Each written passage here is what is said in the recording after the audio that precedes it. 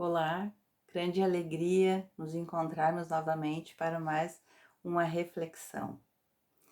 Jesus nos disse: Pedi e dar-se-vos-á. O que nós compreendemos nessa frase de Jesus? Podemos analisar a prece, quando Jesus diz que sempre nos dará o que nós pedimos, mas aí nós temos que ter a compreensão do que será dado.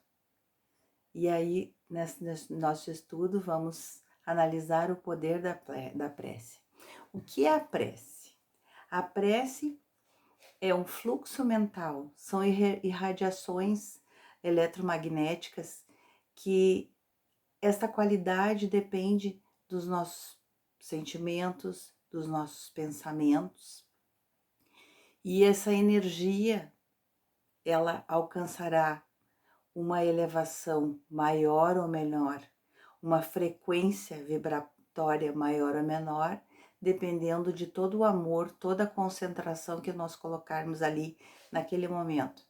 Porque se nós fizermos uma prece, que nós não estamos prestando atenção naquilo ali que estamos falando, nós estamos colocando sentimento, uma prece que não seja inteligível, como nos fala no Evangelho, às vezes nem sabemos o que significa aquela palavra que está sendo proferida, ou é uma prece simplesmente decorada, aquela prece não terá o mesmo valor do que às vezes pequenas palavras, poucas palavras com muita energia, com muito amor, com muita intenção de ajudar o próximo, de ajudar o outro. Uma prece, ela pode emanar luz para uma pessoa que está do outro lado do planeta. Ela pode ajudar. A prece pelos desencarnados, quando nós colocamos todo o nosso fervor e o nosso amor, nós podemos clarear o caminho daquele irmão que está num momento, às vezes, de perturbação, não está entendendo aquela nova realidade, ou aquele irmão está num processo de perturbação, movido por ressentimentos. Às vezes aquele espírito não está compreendendo aquela nova situação ou está preso ainda numa encarnação muito distante.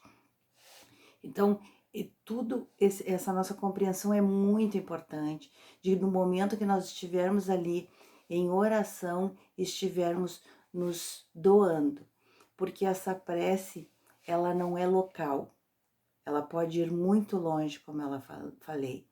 Ela vai nos produzir um equilíbrio emocional, que nós vamos compreendendo por que aquela situação está se estabelecendo, por que vai dando esse equilíbrio.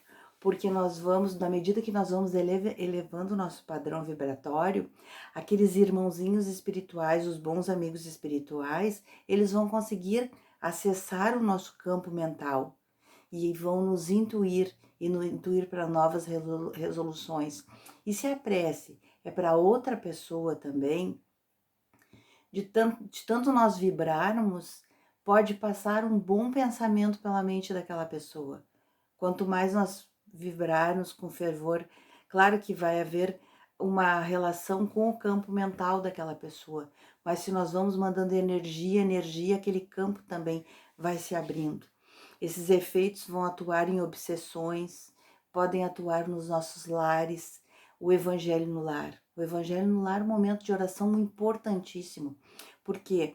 Porque ele faz uma energização e uma higienização no nosso lar, atendendo também as pessoas que estão à volta, todos os que moram no nosso lar, os vizinhos, seja na nossa quadra ou no edifício, os outros apartamentos. E quanto mais eu vou vibrando, mais pontos de luz eu vou colocando nessa atmosfera do lar, da cidade, do planeta.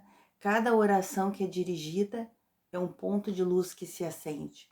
E aí nós vamos atraindo essa simpatia dos bons amigos espirituais e ela vai sendo aberta, essa sintonia mental. É muito importante. E assim, essa prece, ela não deve ser um peditório.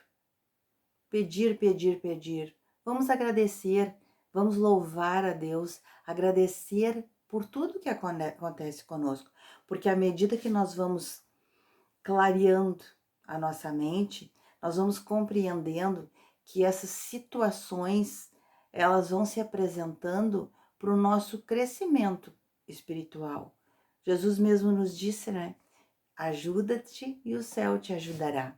E aí essa prece ela vai nos revitalizando e nos reequilibrando. Se é a prece em família, do Evangelho no Lar, como eu falava, vai havendo mais entendimento, mais sintonia entre aquelas pessoas. Aí vocês podem me perguntar, mas fazer uma oração assim não é perigoso se tiver algum irmãozinho, algum obsessor? Não, meus irmãos, não é. A espiritualidade, aquela equipe espiritual que comanda aquele trabalho, por isso que é muito importante ser em dia e hora marcados, porque são feitas proteções à volta do nosso lar. São colocadas faixas fluídicas que aqueles irmãos que estão necessitados, eles receberão, mas não dentro dali do nosso lar. Eles serão encaminhados, socorridos. E essa psicosfera do lar vai mudando. O que é psicosfera? Psicosfera é esse campo vibratório. Temos o nosso. Quanto mais nós vibramos no bem, mais essas energias vão ficando mais suaves, mas quando nós estamos com energias de ressentimentos, de mágoas, é uma energia densa. Eu costumo comparar a uma fumaça densa, assim, e à medida que vamos mudando, vamos vibrando no bem, vai ficando um ar mais leve, vai melhorando.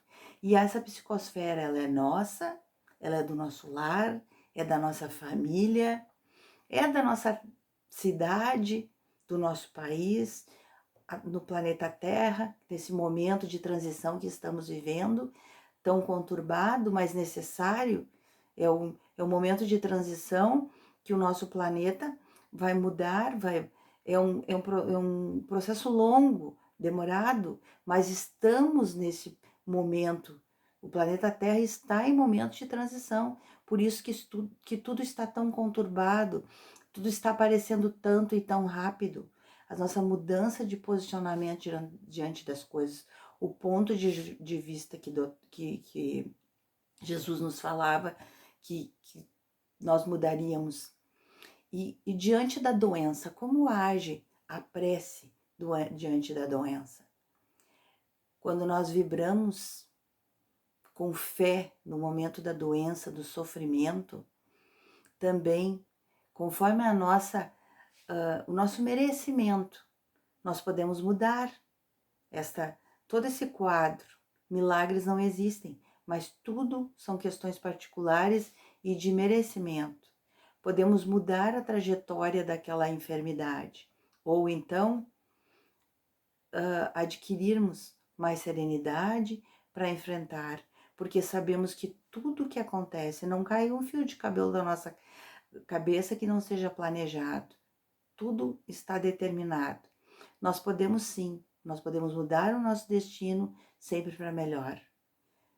Evitar mudar para pior com más condutas, mas quando nós estamos nessa vibração positiva, nós sempre vamos deixando as situações mais leves, vamos ficando mais compreensivos, vamos até atraindo pessoas mais compreensivas para o nosso lado.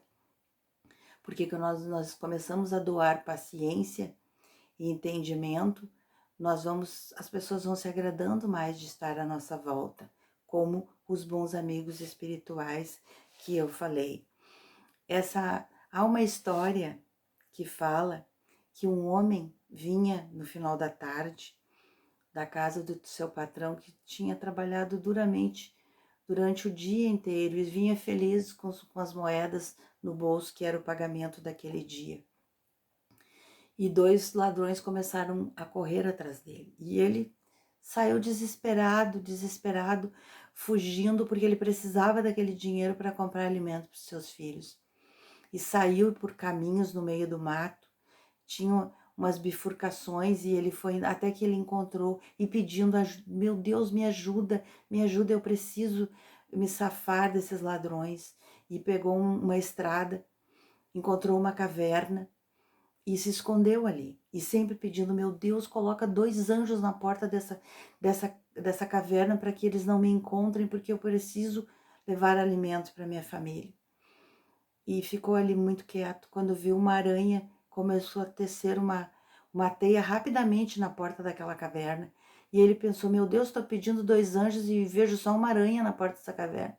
E ele ficou ali, bem quietinho. Quando viu, os homens andavam para lá e para cá procurando. E tinha 2 caminhos, né? E eles olharam e conversaram entre eles lá. Não, vamos por aqui, porque aí nessa caverna tem até teia de aranha, não passou ninguém por aí. Compreenderam? Então, a ajuda de Deus às vezes vem de maneira tão simples que nós não demos o devido valor. Às vezes acontece uma situação que um desvio de rota no nosso destino, no nosso dia a dia, que nós nem demos valor, não compreendemos o porquê que aquela situação se estabelece. Conhecemos uma pessoa, às vezes, que numa pequena palavra, ela nos dá, às vezes, uma lição de vida, ou ela nos orienta para uma situação, ou nos dá uma opinião, né? Que tal fazer isso? São os anjos que Deus nos envia, que a gente não compreende. Até, irmãos, as pessoas que nos trazem dificuldade, aquelas pessoas que a gente tem dificuldade de relacionamento, que estão na nossa vida, no nosso dia a dia, elas também são instrumentos para aparar arestas. Madre Teresa de Calcutá dizia que nós somos lápis de Deus. Deus vai nos apontando, vai aparando tirando umas lascas daqui, outras dali, e nós vamos escrevendo, vamos servindo a Deus para uma bela escrita, mudando a nossa trajetória. E é assim, então, tudo na nossa vida, o progresso que nós queremos, esse milagre do efeito da prece, que nós, vou rezar tantas horas. Não, o grande milagre, a grande eficácia da prece está baseada na nossa reforma íntima, na mudança da nossa conduta, dos nossos pensamentos. Que nem que seja por um breve momento que eu pense assim, não, eu não vou fazer dessa maneira, eu não vou pensar dessa maneira, eu vou mudar a minha posição em relação a essa pessoa. Porque aquela pessoa que nos magoou, que nós estamos com ressentimento, aquilo ali vai nos ferir à medida que nós nos abrirmos para receber aquela situação. Se nós não dermos o devido significado, aquilo ali não vai nos afetar tanto. Se é uma situação muito séria, que nos magoou, que nos marcou muito, o que nós temos que fazer? É não ressentir, é deixar que aquela pessoa se vá e lhe dizer, eu quero o teu bem, siga em paz. E deixe que o futuro se encarregue. Aquela pessoa passou pela nossa vida para nos ensinar determinada lição. Nada é por acaso. Isso nós temos que ter em mente.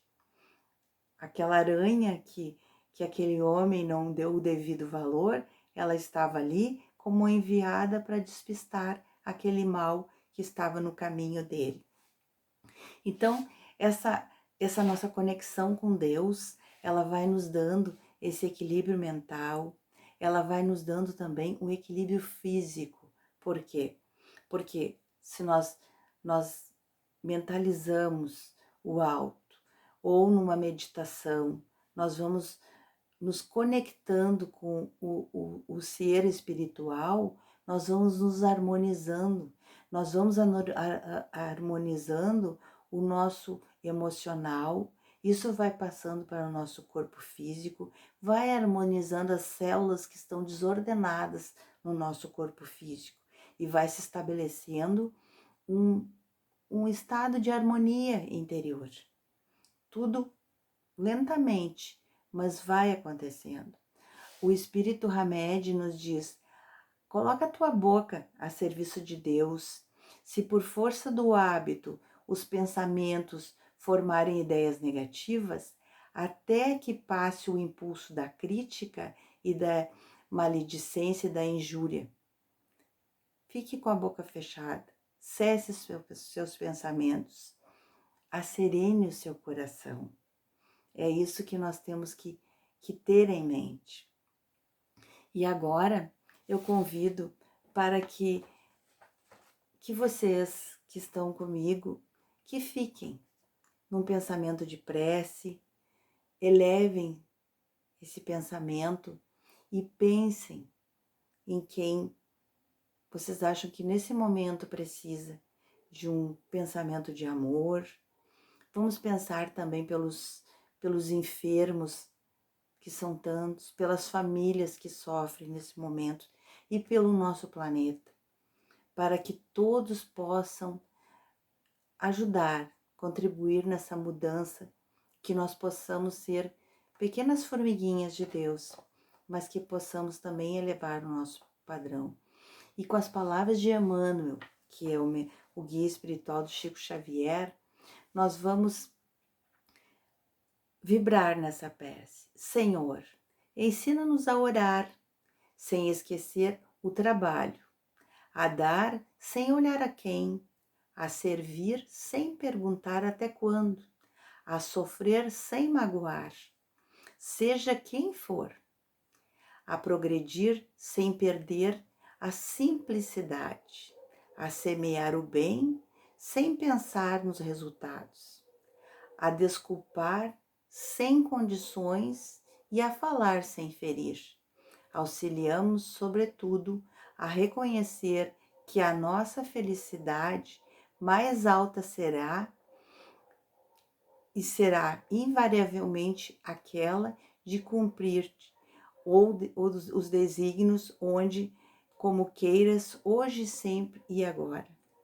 Então, orar, mas orar pensando nas palavras. Agradeço muito esse momento de estar com vocês, de orarmos juntos e de vibrarmos pelo amor maior.